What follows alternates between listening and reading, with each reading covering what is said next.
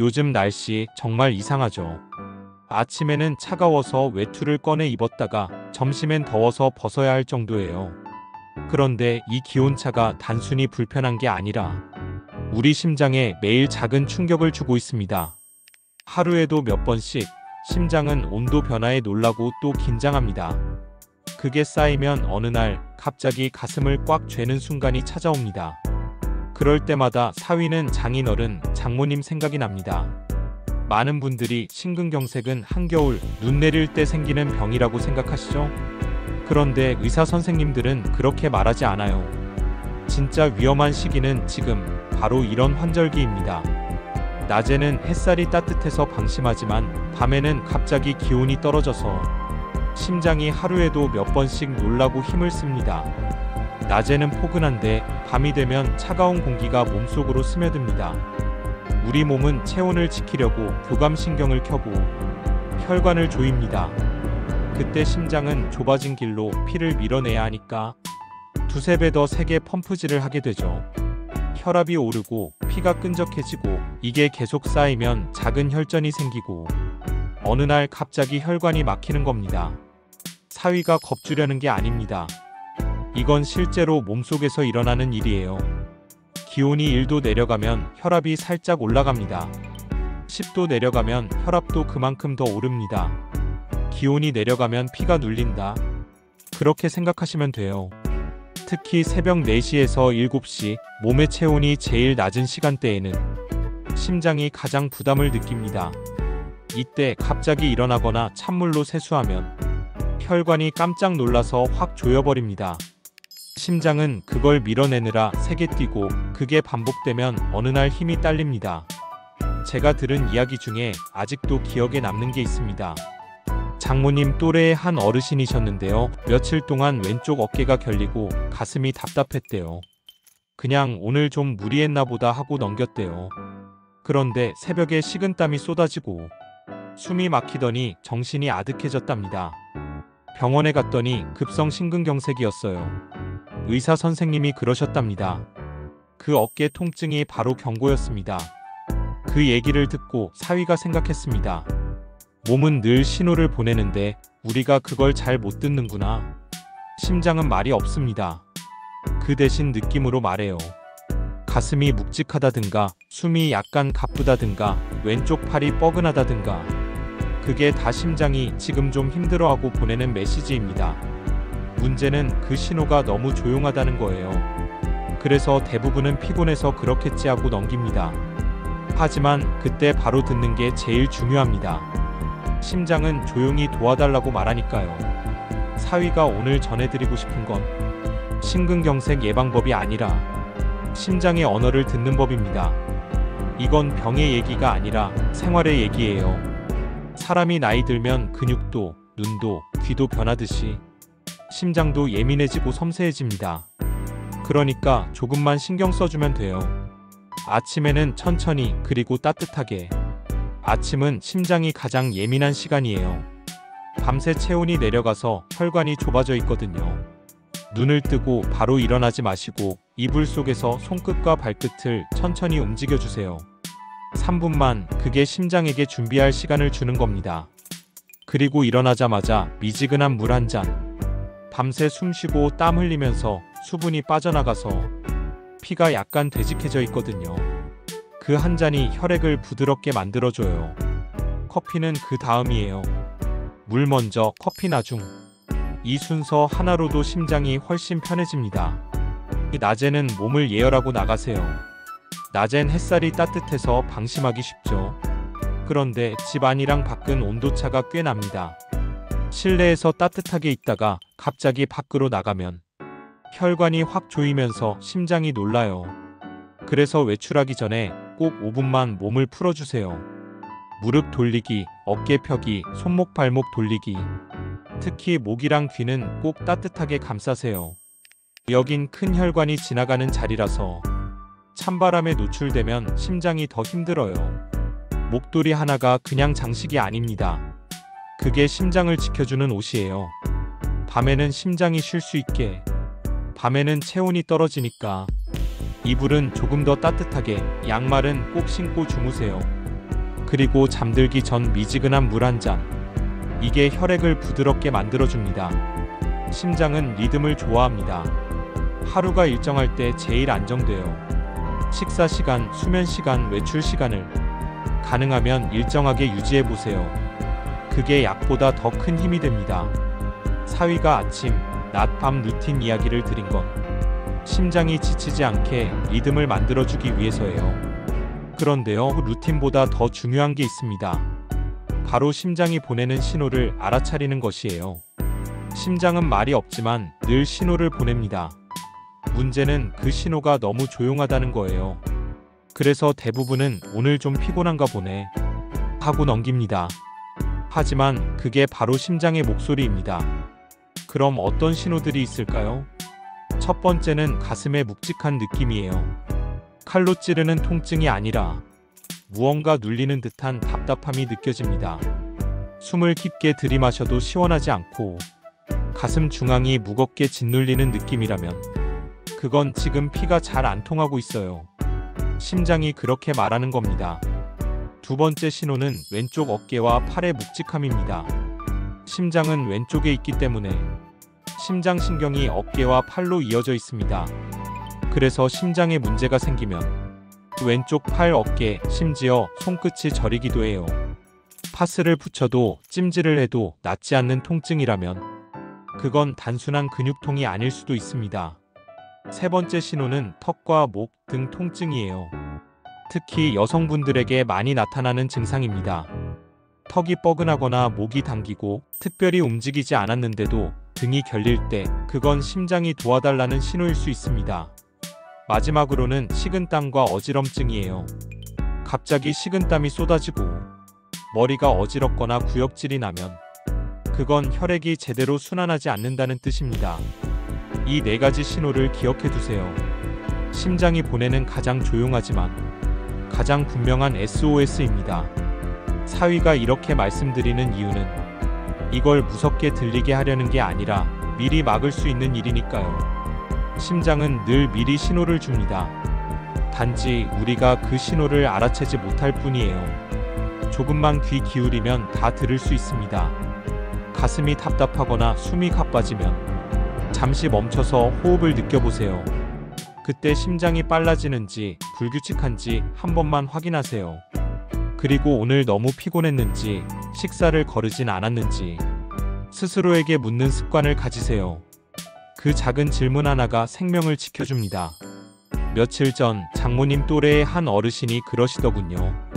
요즘은 특별히 힘든 일도 없는데 밤이면 이상하게 숨이 가쁘고 어깨가 결려. 병원에서 검사했더니 심장으로 가는 혈관이 절반 이상 막혀 있었다고 해요. 그분은 평소 혈압도 괜찮고 건강검진도 무난했대요. 그래서 설마 내가 심장병일까? 생각조차 못하셨대요. 그 얘기를 들으면서 사위가 다시 한번 느꼈습니다. 심장은 조용히 신호를 보낸다. 그리고 조용한 신호를 알아듣는 사람이 진짜 건강한 사람이다. 자, 이제 여기서부터는 마음의 리듬 이야기로 넘어가겠습니다. 심장은 단순히 피를 보내는 기관이 아니라 감정을 그대로 느끼는 기관이에요. 기분이 좋으면 리듬이 안정되고 걱정이 많으면 심장이 빨라집니다. 스트레스를 받을 때 두근거리는 것도 그 때문이에요. 환절기에는 온도차만큼이나 마음의 온도차도 큽니다. 날씨가 오락가락하니까 몸도 그렇고 기분도 들쭉날쭉하죠. 그때마다 심장이 같이 흔들립니다. 스트레스나 걱정이 쌓이면 교감신경이 활발해지고 혈관이 조여듭니다. 결국 심장은 두 가지를 동시에 견뎌야 해요. 추운 공기와 마음의 긴장. 그래서 사위는 말씀드리고 싶습니다. 마음의 온도도 함께 지켜주세요. 하루에 3번만이라도 깊은 호흡을 해보세요. 코로 천천히 들이마시고 입으로 아주 느리게 내쉬세요. 이 짧은 호흡이 심장의 리듬을 바로 잡아줍니다. 호흡이 길어지면 마음이 풀리고 마음이 풀리면 혈관도 열립니다. 아침에 거울을 보며 오늘도 잘 버텨보자. 이 한마디 꼭 해보세요. 이건 단순한 말이 아니라 심장에게 건네는 격려예요. 오늘도 잘하고 있어. 괜찮아. 이 말을 듣는 순간 심장은 안정됩니다. 그리고 가능하다면 하루에 한 번 웃을 수 있는 일을 만드세요. 웃을 때 나오는 기분 좋은 호르몬이 혈관을 부드럽게 만들어줍니다. 그게 바로 천연 혈압약이에요. 어떤 분은 이렇게 말하셨어요. 요즘은 웃을 일이 없어서. 하지만 사위가 보기엔 웃음은 우리가 스스로 만들어내는 거예요. 좋은 영상을 보거나 오래된 사진을 보거나 가족 생각만 해도 미소가 나올 수 있잖아요. 그 미소 하나가 심장에는 약입니다. 사위가 더 강조드리고 싶은 게 있습니다. 외로움. 이건 생각보다 심장에 큰 영향을 줍니다. 사람이 외로움을 느끼면 스트레스 호르몬이 증가해서 혈관이 오랫동안 긴장 상태에 있게 됩니다. 그게 반복되면 혈관이 굳어요. 그래서 혼자 계신 분들은 하루에 한 번이라도 누군가의 목소리를 들으세요. 밥은 드셨어요? 오늘 날씨 좋네요. 이 짧은 대화가 심장에게는 따뜻한 약입니다. 요즘은 사람보다 스마트폰을 더 자주 보죠. 하지만 심장은 화면보다 목소리를 좋아합니다. 사람의 목소리는 심장의 긴장을 풀어줘요. 오늘 영상이 끝나면 누군가에게 전화 한 통만 해보세요. 그게 심장을 위한 최고의 처방전이에요. 그리고 혹시라도 오늘 이 영상을 보면서 나도 요즘 가끔 가슴이 답답했는데 하는 생각이 드신다면 그건 심장이 보내는 편지일 수도 있습니다. 나 지금 조금 힘들어. 조금만 쉬어줘. 그 목소리를 들어주세요. 사위가 이렇게 길게 이야기하는 건 걱정돼서입니다. 장인어른, 장모님, 그리고 어르신들. 사위는 겁을 주고 싶은 게 아닙니다. 오히려 안심시켜드리고 싶어요. 심장은 생각보다 단단한 기관이에요. 한번 무너지면 무섭지만 평소 조금만 신경 써주면 오래, 아주 오래 잘 버팁니다. 이쯤에서 정리해 볼까요? 일 아침에는 천천히 몸을 깨우세요. 이불 속에서 3분 손발을 움직이며 심장을 깨우기. 이 낮에는 준비 운동으로 몸을 예열하세요. 무릎, 어깨, 손목, 목을 부드럽게 풀기. 목도리 하나가 심장을 지켜줍니다. 삼밤에는 따뜻하게 쉬세요. 미지근한 물 한 잔, 양말, 그리고 부드러운 스트레칭. 하루에 3번 깊은 호흡. 4초 들이마시고 8초 내쉬기. 5하루 한 번 웃기. 웃음이 혈관을 열어줍니다. 6하루 한 번 안부 전화하기.